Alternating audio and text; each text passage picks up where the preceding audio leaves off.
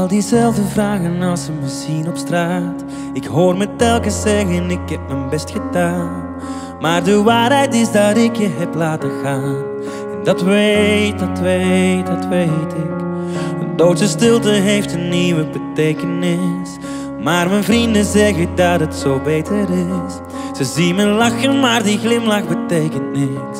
En dat weet ik.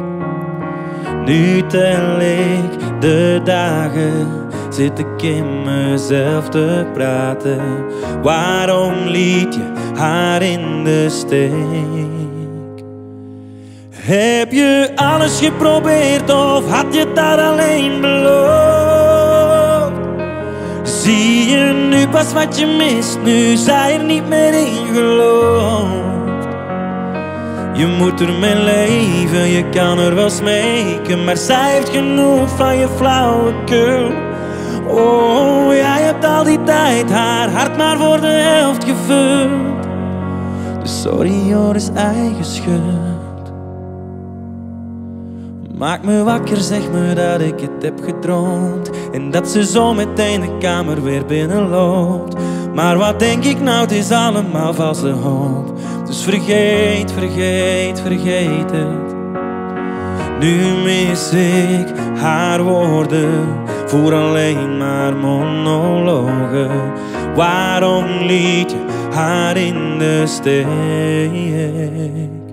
Heb je alles geprobeerd of had je dat alleen beloofd? Zie je nu pas wat je mist, nu zij er niet meer in gelooft. Je moet ermee leven, je kan er wel smeken, maar zij heeft genoeg van je flauwekul. Oh, jij hebt al die tijd haar hart maar voor de helft gevuld. Dus sorry hoor, is eigen schuld. Sorry hoor, is eigen schuld. Oh, het is mijn eigen schuld.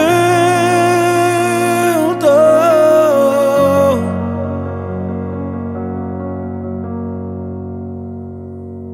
Heb je alles geprobeerd of had je het daar alleen beloofd? Zie je nu pas wat je mist, nu zij er niet meer in gelooft.